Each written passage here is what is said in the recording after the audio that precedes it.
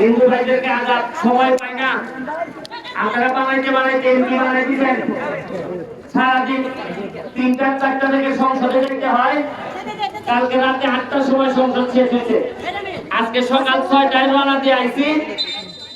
বাসার সামনে আমের গাছ আছে 12,000, মাধবপুরে পাঠাইছি 7,000, সোনারঘাটে গাছ বন্টন হয়েছে। এই পর্যন্ত 33,000 আমের গাছ আইছে, যার দাম হইল 16.5 লাখ টাকা। 1 টাকাও সরকার থেকে বরাদ্দ দেওয়া হয় নাই। সব বরাদ্দ আমি সুপ্রিম কোর্ট থেকে যা ইনকাম করছি এই টাকা দিয়ে আমের গাছ লাগাইতেছি। আমি আপনারা আশ্চর্য হবেন, 4 দিন আমি বাড়িতে আছি, থাকবো আজকে থেকে। এই 4 দিনে আপনার বিভিন্ন বাড়িতে খবর নিয়ে দেখবেন, প্রায় সোনারঘাটে 70 লক্ষ টাকার খালি ছোট ছোট ইনস্টলিং এর রাস্তা হইতেছে, 70 লক্ষ টাকা। এবং আমি অফিসের সাথে চ্যালেঞ্জ করছি যে আগে নাকি 70 লক্ষ টাকার কাজ করতে গিয়া 7 মাসও যাইতো না, এরপরও তো ঠিক মতো কাগজপত্র জমা হইতো না।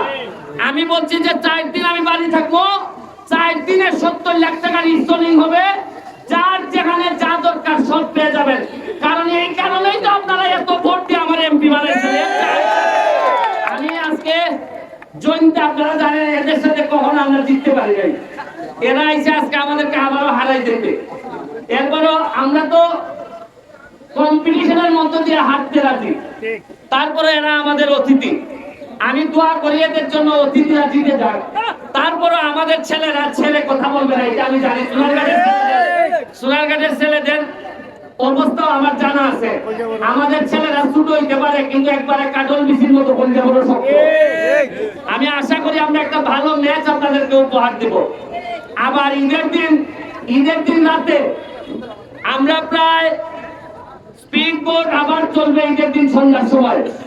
আর প্রায় লক্ষাধিক টাকার আমরা আলোকসজ্জা করব। উপরে আকাশটা, সোনারঘাটের আকাশটাকে মিনিমাম আধা ঘন্টার জন্য পুরো আলোকিত করবো ঈদের দিন। সবাই দাওয়াত থাকলো। আমাদের এই আগের মরা নদী আর এখন আমাদের স্বপ্ন এবং ভবিষ্যতে এই নদীতে আপনাদেরকে দাওয়াত দিলাম। এই নদী দিয়াই আমি কথা দিলাম আপনাদেরকে, সোনারঘাট মাধবপুরে এই মরা নদীর জীবিত করে এই নদী দিয়ে আমরা সাগরে যাবো। আমরা এই নদীর মধ্য দিয়ে, আপনারা মনে রাখেন, আমরা ইতিহাস বদলাবো এই নদীর মধ্য দিয়ে।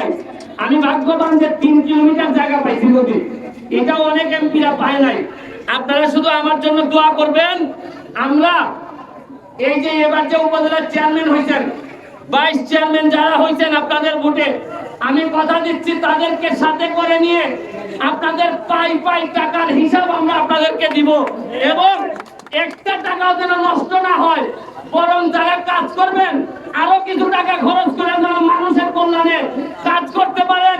এমপি হিসাবে এটা আমি কথা দিচ্ছি আপনাদেরকে, আমি এটা নিশ্চিত করবো। এটাই আমার কাজ। এখানে মাল বানানো আমার কাজ না।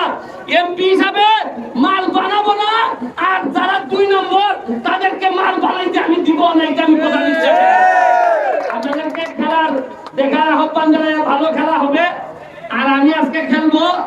এই এমপি হওয়ার পর সঞ্জয়ের অবস্থা খুব খারাপ, কত ভালো খেলতে পারবো না। আমার একটু মাফ করে, তাও মাঠে থাকলে যদি আরো কিছু উন্নতি হয়। Thank you.